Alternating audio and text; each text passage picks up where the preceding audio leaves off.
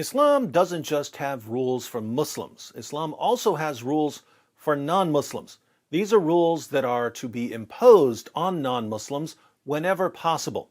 Imposing Islamic rules on non-Muslims is fairly easy to do in Muslim countries. Just ask the non-Muslims who are in prison for blasphemy in places like Pakistan or Saudi Arabia. But things can get a bit trickier in non-Muslim countries.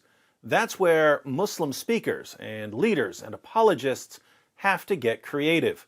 Suppose you're a Muslim apologist in a non-Muslim country and you realize that non-Muslims are criticizing Muhammad. What do? One option is to acknowledge their right to criticize Muhammad and to calmly and peacefully respond to their criticisms. But who are we kidding? This is Islam. Non-Muslims have to be manipulated, conditioned, and controlled. So you have to find a way to control their behavior. You can start by calling them Islamophobes. If that doesn't work, you can call them racists. If that doesn't work, you can be like Muhammad Hijab and send them messages about golden showers and threaten their wives. If that doesn't work, you can be like Ali Dawah and pray for Allah to curse them with diseases. If that doesn't work, you can be like Ijaz Ahmed and dox them.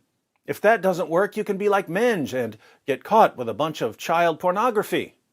If that doesn't work, you can call in the big gun, Dr. Zakir Naik. Dr. Naik was recently asked what Muslims can do about non-Muslims who are attacking Islam.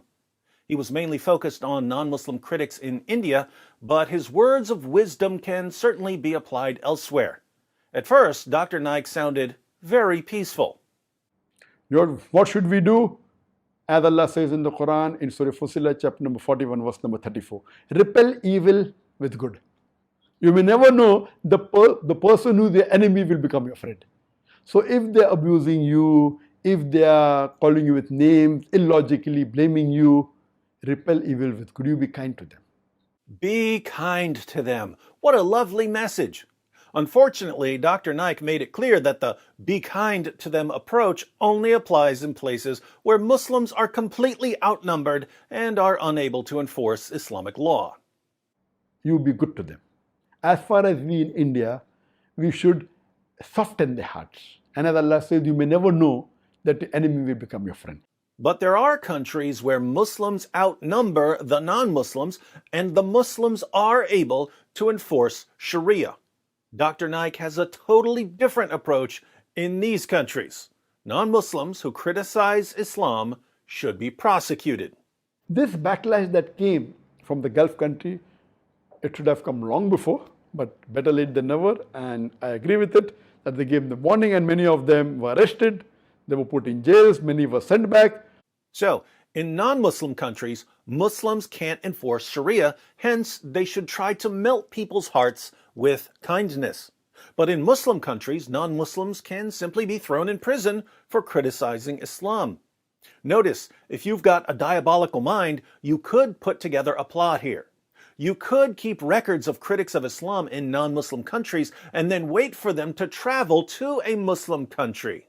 Once they enter a Muslim country, you could prosecute them for what they said about Islam in their non-Muslim countries. And that's exactly the plot that Zakir Naik came up with. That even collect the data of all the negative remarks and abusive of all the non-Muslims in India and keep a data bank and store it into the computer. Next time if they come to the Gulf country, whether it be Kuwait, whether it be to Saudi Arabia, whether it be to Dubai, whether it be to Indonesia, in the data bank it should be mentioned, okay, now they have abused the Prophet, which is not permitted by law, and they have abused Islam, bid them to task, have a case against them, arrest them and put them behind bar.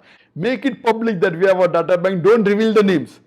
The moment they come, arrest them, take them to the court of law, give them punishment. Believe me, most of these people who are BJP Bhakt, who are spreading venom against Islam, against the Muslim, they will get scared. Putting all of this together, we've got Zakir Naik's plot to silence critics of Islam. When someone criticizes Islam in India or Europe or America, Muslims should be kind to the critic.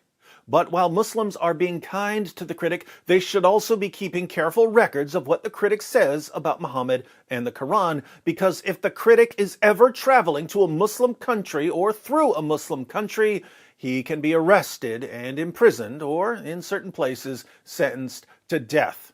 This will frighten other critics of Islam into keeping their mouths shut about Muhammad and the Quran.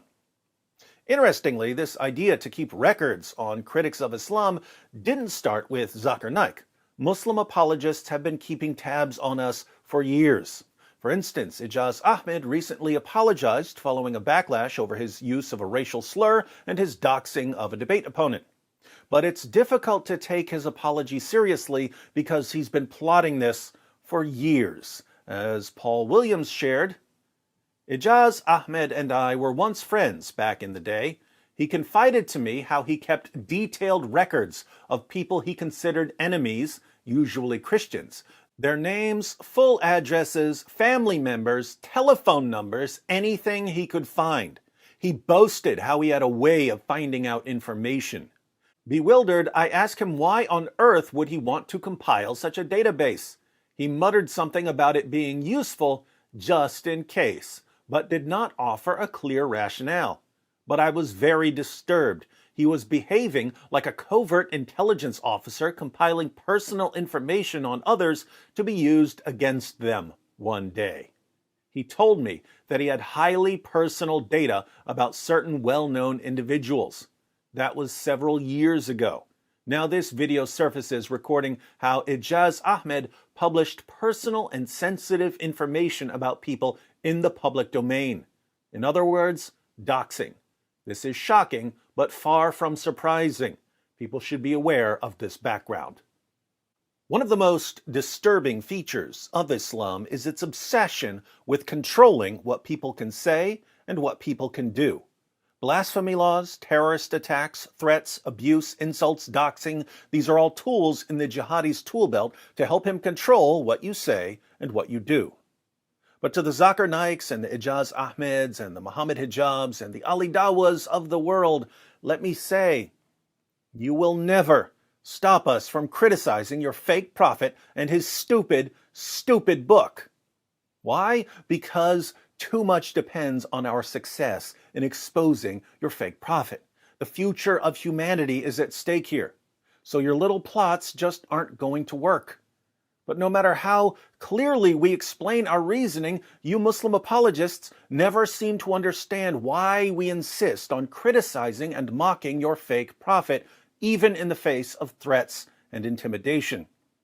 So I think we should finally lay down some ground rules. Here are Wood's 4 rules of fair criticism. Rule number 1.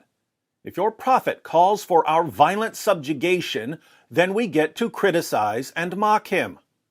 Rule number 2.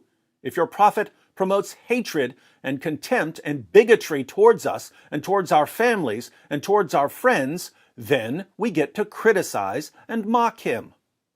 Rule number 3. If your prophet is responsible through his teachings and through his example for terrible states of affairs in the world today, such as the oppression of women in Muslim countries and the persecution of non-Muslim minorities in Muslim countries, then we get to criticize and mock him. Rule number 4. If your prophet had sex with a prepubescent girl and married the wife of his own adopted son, and received revelations that gave him special moral privileges, and thought he was demon-possessed, and tried repeatedly to hurl himself off a cliff, and claimed to be the victim of a magic spell that gave him delusional thoughts and false beliefs, and admittedly delivered revelations from the devil, and declared that the sun sets in a muddy pool and that stars are missiles that God uses to shoot demons, and ordered his followers to drink camel urine and to squat while peeing, and walked around covered in semen and sucked on the tongues of little boys, then we get to criticize and mock him. Those are the rules. And guess what? Your prophet did call for our violent subjugation. He did promote hatred and contempt and bigotry towards us and towards our families and towards our friends. He is responsible, through his teachings and through his example, for terrible states of affairs in the world today. He did have sex with a prepubescent girl. He did marry the wife of his own adopted son. He did receive revelations that gave him special moral privileges. He did think he was demon-possessed. He did try repeatedly to hurl himself off a cliff. He did claim to be the victim of a magic spell that gave him delusional thoughts and false beliefs. He did admittedly deliver revelations from the devil. He did declare that the sun sets in a muddy pool and that stars are missiles that God uses to shoot demons. He did order his followers to drink camel urine and to squat while peeing. He did walk around covered in semen. He did suck on the tongues of little boys. Therefore, according to all reasonable and just rules of criticism and mockery, we get to criticize and mock the false prophet Muhammad and his silly revelations. And if you keyboard jihadis have a problem with that, then you have my full permission to cry me a river. But under no circumstances do you get to silence us or in any other way impose the commands of an illiterate 7th century caravan robber on us. Any attempts to silence us, whether through terror or threats or doxing or deplatforming or luring us to a Muslim country to have us prosecuted, will result in even more relentless criticism and mockery. Like it or not, your prophet is the most mockable person in history, and it's completely, utterly, totally his fault. He said what he said. He did what he did. His teachings and his actions are on him. So if you don't want us mocking your prophet, get a new prophet. Just make sure your new prophet is the exact opposite of that child-molesting, wife-beating, slave-trading, promise-breaking, captive-raping moron you're following now. For those of you who don't follow history's most obvious false prophet, be sure to check out some of my other responses to Zakir Naik. I know he makes it easy by using such dumb arguments, but just because he makes it easy doesn't mean it's not fun.